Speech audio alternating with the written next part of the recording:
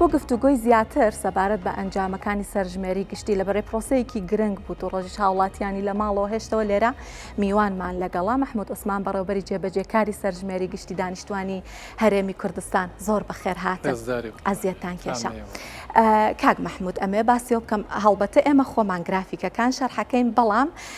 ئەمەوێ زیاترین ئیستفادە لە زانیاریەکانی بەڕێستان بکەین ئێوەم داوت کردو کە بەیەکەوە گرافیکەکە شەرح بکەین و هەر شیکاریەک هەبوو هەر زانیاریەک هەبوو بەڕێستان بە ئێمەی بن کە بتوانین لەم ماوەیە کە لە خزمەتانین زیاترین ئیستفادە بکەین ئەگەر هاوکارانم یارمەتی دەربن بەڵێ. ئەم داتانەی کە بڵاو بۆ تۆ سەرەتا باسی ئەمە ئەکەم ئەمە دیارە ئەمانەی سەرژمێریە گشتیەکەنین ئەم داتانە لە بەرەوەی زانیاریەکانی ڕێژەی هەژاری و بێکاری هێشتا بڵاو نەکراوەتەوە وایە؟ خۆی بڵاو کراوەتەوە سەرەتا بەڵام بۆ ئێمە ڕووپێوی باری ئابووری کۆمەڵایەتی خێزانەکان لە ساڵی 2007ەوە 4 ساڵ جارێک یاخۆ 5 ساڵ جارێک ئێمە ئەو کارە ئەنجامەدەین بە تاوان وزارەتی پلاندانانی عراق دەستەی ئاماری عراق لەگەڵ وزارەتی پلاندانانی هەرێم لەگەڵ دەستەی ئاماری هەرێم لەگەڵ بانقی نێودەوڵەتیە لە ژێر سەرپرشتی بانقی نێودەوڵەتیە و ئەوان بە دووەدا چوونی ڕۆژانە کە 1 ساڵی ڕێک لەگەڵ خێزانەکانە ئەڕۆین داتاکان ڕۆژانە ئەگاتە واشنگتۆن ئەگاتە بنکەی سەرەکی بانقی نێودەوڵەتی و دواتر ئەوان شیکاری ئەکەن بۆ زانیاریەکان لە ماوەیە پێش لە 25 مانگ 25 دوو ئەنجامە سەرەتایەکان ڕاگەیەنرا و دواتر بەرفراوانی ڕاگەیەنرێ کە نزیکەی زیاد لە 1100 لاپەڕە خشتەی ئاماری لە خۆی ئەگرێ کە هەر هەمووی پڕە لە نیشاندەری ئاماری. باشە کاک مەحموود منەمەوێ ئەم کرەباسێکی ئەم گرافیکە بکەین ئەمە ئەوەیە کە ئەو ڕووپێویەیەکە بە هاوکاری بانکی نێودەوڵەتی ئەنجام دراوە ڕێژەی هەژاری بە پێی ئەم داتانە کە بەردەستە بە پێی پارێزگاکان هەڵبەتە لە هەولێر ڕێژەی بێکاری لە 100.9 لە سلێمانی 7.9 لە دهۆک لە 14.8 ینی دهۆک جیاوازێکی زۆری هەیە لەگەڵ پارێزگاکانی تر و لە عێراق بەگشتی لە 117.5 هێڵی هەژاری 137,000 دینارە بۆ هەر یەک کەسێک بۆ خێزانێکی 5 کەسیش 685,000 دینارە. اینجا بەڕێستان باسێکیمان بۆ بکەن ئەمە یەک ئەگرێتەوە لەگەڵ داتاکانی سەرژمێری گشتیەکە ئەم داتانە کە باسمان کرد. بەڵێ خۆی دوو جۆر هەژمارکردن هەیە بۆ ڕێژەی هەژاری. ڕێژەی هەژاری لەسەر ئاستی داهات و خەرجی و ڕێژەی هەژاری فرەبابەت کە بواری خوێندن ئەگرێتەوە تەندروستی ئەگرێتەوە پێویستیەکانی ناوماڵ ئەگرێتەوە بواری جیاوازی بینی نێر و مێ ئەگرێتەوە بواری دیموکراتی و ئازادی ئەمن و ئاسایش بەکارهێنانی بواری تەکنۆلۆژیای زانیاری گەیاندنی ئاوی پاکی خواردن بۆ دانیشتوان خزمەتگوزاریەکانی تر کە پاک و خاوێنی و کۆکردنەوەی خۆڵ و خاشاکە لەگەڵ ئاوەڕۆ نێمان هەم بواری ژینگەیە شوێنی نیشتەجێبوونی مولائیم بۆ دانیشتوان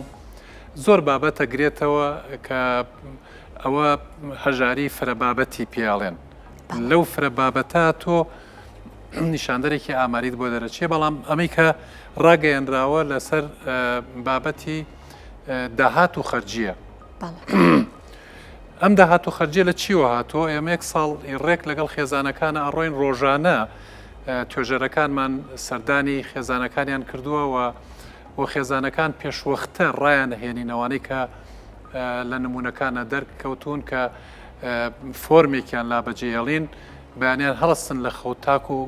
کاتی خەوتن چی کردارێک چی خەرجیەکەکەن هەمووی ئەنووسرێ کەوای ئەمە ئەوە لە خۆگرێت. بەڵێ دواتر وەکو بەڕێوەبەرەتی ئاماری پارێزگاکانیش تاوانەوە پیشێمانەوە پیشەی بەردەوامانە کە لە ماکە 2 جار تا 3 جار ئێمە نرخ و بایی لە بازار وەرەگرین نزیکەی 800 سلعەیە ینی مادەیە کە لە سێ شوێن بۆ هەر مادەیەک وەرەگیرێ بۆ ئەوەی دوایی بەراوردی بکرێنەوە لەگەڵ ئەوانەی کە خێزانەکانیان نووسیەوە مەسەن نووسێتی کیلۆیکی برنجم بۆ نەکڕیەوە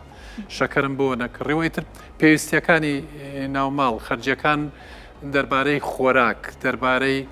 بواری پەروەردەی دەربارەی بواری تەندروستی دەربارەی بواری هاتوچۆ دارەی پەیوەندیەکان دەربارەی یعنی ئەوەی کە خەرجی بکات لە ماڵەکە پسکتێکی 250 دیناریش بکڕێ ببینوسێ کەواتە تەنها خانوویەکی چەند دەفتەریش بکڕێ بێبینوسێ سیارەیەک هەموو بوارەکانی کردداری ڕۆژانی خێزانەکان خەرجیەکانی چەنە ئەبێ بنووسێ لەگەڵ تەمان داهاتی ماگانیشیان لێ ئەپرسین دواتر بەراوردیانەکەینەوە کە لەگەڵ نرخ وبایەکانی بازاری شاکەیە خۆمان وەرماگردووەمانشە هەر هەمووچێتە باقینێ و دەوڵەتی و دواتر ئەنجامێک دەرەچیە کە دەرکەوتووە ئەو خەرجیانەی کە ئەکرێ لە خێزانەکانە هەر تاکێک 137,000 دینار خەرج نەکا لە مانکە چێتە ژێر هێڵی هەژاریەوە ئێمە هێڵێکمان هەیە ئەم هێڵە فاسڵە لە نێوان سەرووی هێڵەکە کە ئەوانن کە ئیتر هەژار نین و لەسەر هێڵەکە و خوار هێڵەکەش ئەمە دەتەوەرەگرێتەوە بۆ سەرەوە خێزان هەیە مای 5 ملیۆنیش خەرجەکات دەیش خەرجەکان تەبان بەو زنجیرەیە دێتە خوارەوە تاکو ئەوەی کە خێزانێک کە 685,000 دینار خەرجەکات کە بۆ خێزانێکی 6 کەسی ئەمە و لە خوارەوەیشەوە هەمانە طبعاً پێ ئەڵێن هەژاری قوڵ الفقر المدقع کە دەهێڵ دوای خەتی هێڵەکە بەرەو خوار ئەچی تاگەیتە خوارەوە ئیتر بژی و مەمرە کەواتە ئەم هێڵەی کە دانراوە کە بۆ هەر تاکێک لە مانکە 137,000 دینار خەرج نەکا لە عەرەب ئەچێتە ژێر هێڵی هەژاریەوە طبعاً ئەمە لە 2007 77,000 دینار بوو بزان باری بژێوی ژیان کە بەرزەوە بوو لە ساڵی 2012 بۆ 13 ئەنجامماندایەوە بینیمان هەموو تاکێک پێویستی بە 111,000 دینارەکە نەچێتە ژێر هێڵی هەژاریەوە وایسە لە ساڵی 2024 دەرکەوت 137,000 پێویستە ئینجا منەمێ بچمە لای ئەم بێکاریە بەس پێش ئەوە ئێستا پرسیارێک لای من دروست بوو ئەم گۆڕانکاریە کە لەسەر لە هێڵی هەژاریەکە ڕوویداوە بەرزبوونەوەی کواڵیتی ژیانە یاخود هەڵاوسانە طبعاً هەردووکێتی ئێمە طبعاً ئەگەر ئێمە سیرکەین ئەمە خۆی نیشاندەرە ئاماریەکان طبعاً من لێرەوە دەستخۆشی یەکەم لە وزارەتی پلاندانان و دەستەی ئاماری هەرێم و لە کادرەکانی ئامار لە بەڕێبەراتەکانی ئامار پارێزگاکان بەڕاستی ئەمە کارێکی شەوڕۆژیە ئەکرێت لە ئەحسا کە تۆ ئەم دەریایەک لە نیشاندەری ئاماری دێتە بەردەست فەرەبابەت لە هەموو بوارەکانە و ئەم حاڵەتەیش بەگاڵتە نهاتوۆتە بەردەست ئێمە لە 2007 خاتونگیان ئێمە لە ساڵی 91 راپۆرتێکی UNDP ئەڵێ هەرێمی کورسان و بەتایبەتی پارێزگای سێمانی لە 190 نەبوونی هەیە یعنی لە ژێر هێڵی هەژاریەوە لە هەموو بوارەکانە بەڵام سەیرەکەین لە ساڵی 2007 بۆ یەکەم جار لەگەڵ باقی نێودوڵەتیە ئەو کارەمانە جامدا باریک کۆبەڵایەتی ئابووری خێزانەکان ڕووپێکی بەرفراوانی یەک ساڵە مازانی وەزەحمان باش بووە و ئەوانیش هاتنە سەرخەت دەرکەوت کە هێڵی هەژاری لە عێراقا لە 124 دانیشتوانی لە ژێر هێڵی هەژاری وەیە زۆرترین هەژاری لە پارێزگای موسەنا بوو و کەمترینی لە پارێزگای سلێمانی بوو کە لە 103 بوو هەرێم لە 105 دانیشتوانمان لە ژێر هێڵی هەژاریەوە بوو بارودۆخی ئابووری باشتر بوو یعنی لە 170 داهاتی عێراق هاتە هەرێمی کوردستان خەرجەکرا ئەو ئاوادانی کە دروست بوو بەڕاستی بەگاڵتە ناتە دی و ئەو هەژاریەی کە لە 190 دابەزی بۆ 105 و دوای 4 ساڵ ئەنجامماندایەوە لە 13 بۆ 14 12 بۆ 13 یعنی کەمترین هەژاری لە هەرێمی کوردستان دەرکەوت کە لە 103 بوو کەمترینیش پارێزگایش لە عێراق کەمترین هەژاری هەبوو سلێمانی بوو لە 102 بوو قەزایەک وەکو کەلار لە 101 بوو ینی بۆ نمونە ئەم حاڵەتانە بەڵام بەداخەوە بە پێی ساڵەکان ینی بە پێی ئەو بارودۆخی کە دێتە بە ساڵی 2014 کە شەڕی داعش هات کە بودجێ هەرێم لە بەغاوە بڕا کە ئابووری سربەخۆ ڕاگەیەنرا جیازیانی دروست بوو لە ڕێژەکانە ئێمە ئەوش بەتان نردووە کە ساڵ ینی ساڵی 2014 چیمان بەسەرهاتوە 16 خراپترین حاڵەت بوو لە بواری هێڵی هەژاریاوە لە بواری خەرجی و داهات و بێکاریشە کاک محمود باسێکی ئەم بێکاریە بکەم قسەت پێ بڕم باسێکی بێکاریەکە بکەم بەلەمە دەرنەچین باش بفەرمو بەڵام ئەبینی ئێستا کە ئێمە مەسەڵەن ساڵی 2010 لە هەرێمی کوردستانە ساڵی 2010 سێمانی 105.7 بووە هێڵی هەژارەکەی هەولێر 8.9 دهۆک 16.8 هەرێم 9 ئەمە بێکارەکەی بوو ڕێژەی هەژارەکە ساڵی 4.5 سلێمانی هەولێر 6.7 دهۆک 8.6 هەرێم 5.5 عراق لە 120 ئەم هێڵی هەژاریە کە بینی لە ساڵی 18 دوای 14 تەمان حەڤە بژانەوەیەک هەبوو هەندێک پرۆژە کەوتەوە ئیش بواری موچە باشتر بووەمانە هەژدەیش بۆ هێڵی هەژاریەکەمان لە 12 دابەزی تەمان 14 لە دوای 14ەوە 15 و 16 زۆر خراپ بووین لە هەژدە باشتر بووین بەڵام ئەبینین لە ساڵی 24 لە هەرێمە زۆرترین هەژاری کەوتە سلێمانی لەم 5 ساڵی ڕابردووە تەبعاً تووشی دابەزینێکی باش بوو لە بواری ئابووریا و هۆیەکانیشی دیارە لەبەر چی بووە ئەوجا ئەگەر ئەمە سیرکەین هەژارەکە کە تۆڵی لە 8 لە هەرێمە بڵێن 6 ملیۆن و نیوین 522,000 کەسمان لەژێر هێڵی هەژاری وایە بۆ نمونە سلێمانی 190,000 کەس یعنی تۆڵی لە 8 بە پێی دانیشتوانەکەت ینی 180 دانیشتوانەکەت لە ژێر هێڵی هەژاری وەیە بۆیە پلانێکی استراتیژی دووجار پلانی استراتیژیمانداناوە لە عراق و هەرێمی کوردستان بۆ کەمکردنەوەی هەژاری وی سەیشوا پێویستەکە پلانێکی استراتیژی 4 ساڵی دانێن بۆ کەمکردنەوەی ئەم هەژارێ باش زۆر سپاس کاک محمود جا ئەمەوێ باسێکی ئەم گرافیکەی تر بکەین ئەمە زانیاری نوێ بێگومان کە ئازیێت کێشە نابێ ئێوە هەر لە جێ خۆتان بمێنەوە من لێرەوە باسی گرافیکەکە ئاکەم خەرجی مانگانی تاکێک لە هەولێر 323.7 هزار دینارە 324,000 دینار لە سلێمانی خەرجی هەر تاکێک 300,000 دینارە لە دهۆک 266,000 دینارە و لە عێراقیش بە گشتی 248,000 دینارە لە عێراق بەراورد بە هەموو پارێزگاکانی تری هەرێمی کوردستان خەرجی تاک بێگومان کەمترا وە سەرۆکی خێزان تێکڕایە بە تێکڕا بەڵێ تێکڕا خەڵکو حەزی جەنابتم کرد خەڵکێک هەیە چەند ملیۆنێک خەرجەکە لەمان ڕاستە بێگومان خەڵکێکیش هەیە لە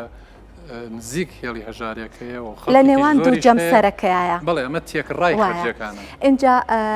کاک محمود سەرۆکی خێزان لە 188.11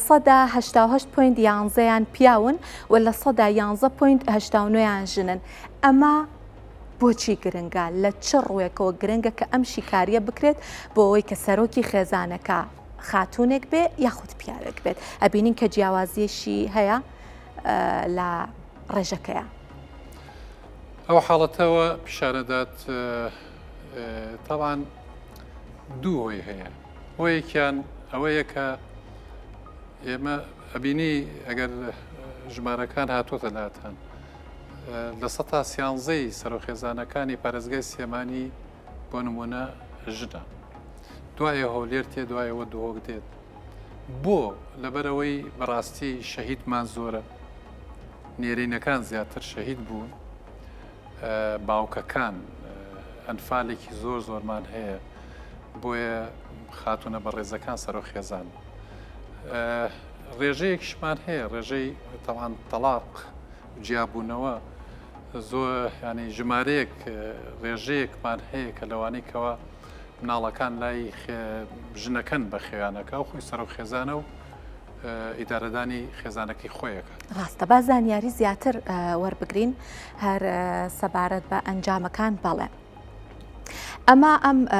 ئامارە سەبارەت بە ڕێژەی خاوەندارەتیە خان و مڵک و هەروەها سەرچاوەکانی ئاویش لێرە باسەکەین بە پێی پارێزگاکان لە هەولێر کاک مەحموو بە پێی ینی ئەنجامەکان لە سەدا 67.03 هاوڵاتیان خاوەن مڵکن و لە سەدا 25 نزیکەی 26 کرێکی کەرتی تایبەتن و تا کرێکی هاوڵاتیانی دیکەن و جۆری نشینگەکەش ئەگەر ئابم شێوەیەدا بەش بووە لە سەدا 92.57 لە خانووان نیشتەجێنواتەوە لە سەدا نزیکەی حوتیان لە شوقەیە نیشتەجێن هاوڵاتیانی هەولێر بە پێی سەرچاوەکانی ئاویش ئەم داتایەکە دەستمان کەوتووە تۆڕی گشتی ئەوانەی کە دەستیان بە تۆڕی گشتی ئەگات لە سەدا 19.68 و ئەوانش کە بە تەنکیە بیر ئاویان دەستەکەوێت لە سەدا 74.09 جا ئەمە کاک مەحموود قسەی لەسەر بکەین یا هی پارێزگاکانی تریژ وەرگرین ئەو جا قسەی لەسەر بکەین بەسوازە بەو تۆڕی گشتیە هی ئاوەڕۆیە بەڵێ تۆڕی گشتی ئەمە سەرچاوەکانی ئاوی خواردنەوە هەڵە ڕووی داوە باش جەنابەت بۆمان ڕاست بکەرەوە طبعا ئەو هەولێرە بەڵێ ئەمە هەولێرە بە پارێزگاکانی تریژ وەرگرین کاک مەحموو هاوڕیانم ئەگەر داتاکانی ترمان کاک مەحموو ئازیز بکەشن تۆزە بێنە پێشەوە دەست خۆش بەڵێ بێزەحمەد ئەگەر کەمێکی تر بێنە پێشەوە من داتاکانتان بۆ خوێنمەوە دەست خۆش بێ لە سلێمانی لە سەدا 72.7 هاوڵاتیان خاوەن مڵکن و لە سەدا نزیکەی 18یان کرێچین و لە ڕێی جۆری شوێنی نیشتەجێبوونیانەوە لە سەدا 94.8یان خاوەنی خانون و لە سەدا 5.41یان لە شوقیان نیشتەجێن دیسانەمە لێرە نووسیمانە سەرچاوەکانی ئەو کە جەنابەت ڕاستت کردەوە وتانەوە تۆڕی گشتی ئاوەڕۆیە 85 لە سەتی دانیشتوانمان پەیوەنددارە بە ئاوی خواردنەوە ینی بە لوعەوە ئەمە تاوان هەولێر لە ئێرە زیاترە نزیکەی 89 کەوای داتاکە تەواوە کاک مەحموود کەوای لە هەد ئەوەشی کە لە سلێمانی بە تەنکی یا بیر ئاوی بۆچێ نزیکەی 150 ئەگەر هەر سەبارەت بەما بە پارێزگاکانی تر زانیاری ترمان هەیە هاوکاران مەگەر یارمەتی دەرمان بن کاک مەحموود بۆ دهۆک لە سەدا 72.15 هاوڵاتیان خاوەن مڵکن و لە سەدا نزیکەی 21 بڵین لا کرێی ینی لە کرێنشینی هاوڵاتیانن و لە ڕووی ڕێژەی جۆری نشینگەوە لە سەدا 80.86یان خانوویان هەیە و لە سەدا 15.52یان لە شوقەیان نیشتەجێن و لە ڕووی سەرچاوەکانی ئاویشەوە دهۆک لە سەدا 20.10 و لە ڕووی تەنکی و بیرۆیانی ئاوی تەنکی و بیریشیان کە بۆ بچێت لە سەدا 73.67 لەم زانیاریانە ئەگەر شیکاریمان بۆ بکەن یەکەمیان ئەوەی کە ئەگەر بەراوردکاریەک بکەین کاک مەحموود بەراورد بە وڵاتانی دیکە یا چواردەوری خۆمان لانیکە چۆنە ئەم ڕێژانە چۆن ئەبینن لە ڕووی خاوەندارەتی خان و مڵکەوە لە ڕووی دەستگەیشتن بە ئاوی خواردنەوە ئەمەیەکە لە پێوەرە گرنگەکانە دەستگەیشتن بە ئاوی تەندروست بۆ خواردنەوە خاتونکیان ئەم حاڵەتە بەڕاستی شکرانەیە ئێمە لە ساڵی 91کە تاوان لە 165 کێشەی نیشتەجێبوونمان هەبوو لەم هەرێمی کوردستانە یعنی تەسەور ناکەی نزیکەی 5,000 گوندمان ڕووخاب و خانۆکانیان هەموو ڕووخاب قەزا 8 قەزامان ڕووخاب هەر لەم سێمانەیە 5 قەزا تەختی عەرز بوو یعنی هەر لەم سێمانەیە زیاد لە 28 ناحیە 24 ناحیە وێران بوو دوای ئەنفال و کوشتن و بڕین و عیدام و ڕاگوێزکردن یعنی ئەوانە ئەم شوێنانی کە ڕووخابوون هەر هەمویانان لە مجەمەعاتی قەسریە ینی کۆمەڵگای زۆرە ملیە کۆ کردەوە طبعاً کێشەیەکی زۆرمان هەبوو لە بواری نیشتەجێبوونە ئەم شاری سێمانیە 27 گەڕێک بوو ناو شاری سێمانی ئێستا بەس ناو شاری سێمانی 167 گەڕەکە پارێزگای سێمانی 902 گەڕێکی هەیە کە 76 گەڕێک بوو لە ساڵی 92 لە هەموو هەرێمی کوردستانە ئێستا 42 قەزامان هەیە 154 ناحێمان هەیە 2164 گەڕەکمان هەیە بۆ پێ بێ پێشکەوتنێک و ئاوادانێکی باشی بینی و هەرێمی کوردستان دیێمانەی کە ڕووخا بوو ئێستا 5530 گوندمان ئاوادانە هەر لە پەرزگای سێمانی 2576 گوندمان هەبووە 2248 گوندمان ئاوادانە ئەمانە تەبان ئێستا کە ئاوادانە لە سلێمانی لە جاتی 5 قەزاکە کە ڕووخابوو 19 قەزامان هەیە ئەمە بنیانی تیاکراوە لە هەرێمی کوردستانە 42 قەزامان هەیە خانووە بینایە کە کراوە بەگاڵتە نییە 154 ناحیە ئاوادان بووتەوە بۆیە ئیساڵی لە 1970 مەسەن خێزانەکان خانی مڵکی خۆیان هەیە ڕاستە کاک ئاوانەی کە لەی لە 120 یاخۆ لە 110 کاتمان کەم بەدەستەوە ماوە بەڵێ من ئەمە یەک پرسیاری تر بکەم کە ڕەنگە ژمارەیەکی زۆر لە هاوڵاتیان بە دوای وەڵامی ئەم پرسیارەوە بن سەبارەت بە موچەی بژمێرەکان و ئەو کارمەندانە کە لە پرۆسەکەیە دیارە ماندووبوون و هیلاکبوونێکی زۆر باشیان بینی چ زانیاریەکمان هەیە کەی موچەکانیان وەرئەگرن ئێمە مامۆستا بەڕێزەکان لە 5/8ەوە هاتنە لامە و بەردەوام تاکو 15 کە بە بڕیارێکی وزارەتی پلاندانانی عێراق خۆتان نەزانن کە سەرژمێریەکە ناوەندیە و فدرالیە وەستانیان تەواو سەرژمێری تەواو بوو کە پێشتر واتەوە قوعکرابوو تاکو سیوەکی 12 ئێمە بە پێی گرێبەستەکان بڕۆین لەگەڵیانە تەبان ئەوانەی کە مامۆستا بەڕێزەکان لە 5/8ەوە هاتن و چوونە خولی ڕاهێنانەوە خۆی یاسایەکەی لە بواری سەرژمێری ئاڵێ لەو ڕۆژەوە ئەژمارەکرێ موچەکانیان کە داخلی دەورە ئەبن کە خولی ڕاهێنانیان پێکرێت مامۆستا بەڕێزەکان لە وزارەتی پەروەردەکە هاتنە لامان و خولی ڕاهێنانمان پیان کردەوە و مامۆستای قیادیمان لیان دروست کرد و ببنە مامۆستا بۆ ڕاهێنانی مامۆستاکانی تر زیاد لە 8574 مامۆستای بەڕێز هاتە لامان ئەمانە کاری ژمارەلەدان و گەمارەسازیمان پیان کرد تاکو ڕۆژی سەرژمێریەکە کە لە 11ەوە دەستی پێ کرد تەبان وەحید لە هەرێمی کوردستانە ئێمە دەستکاری بەڕێوەبەری گەڕەک و مەعاونی گەڕەکمان نەکردەوە عادات کردیانمانەوە سەرپەرشتیار و بەردەوام بوون لەگەڵمانە تاکو 12 وەکو خۆیان و موچەکانیان هەر هەمووی وەرگیراوە بژمێرە بە ڕێزەکان کە ئێمە تقریبن مایەک دواکەوتین لە عێراق ئەوان لە 12 بژمێریان وەرگرت و داخلی دەورەیانیان کرد ئێمە لەبەر کێشەی ئەو ناوچە کوردستانەکانی دەرەوەی هەرێم کێشەمان بوو لەگەڵ بەغا ئیشەکانمان تقریبان مایەن ڕاگرد وەکو فشارێک بخینە سەریان بێن بەدەممانەوە لەبەرەوە لە 11 بژمێرەکان داخلی دەورە بوون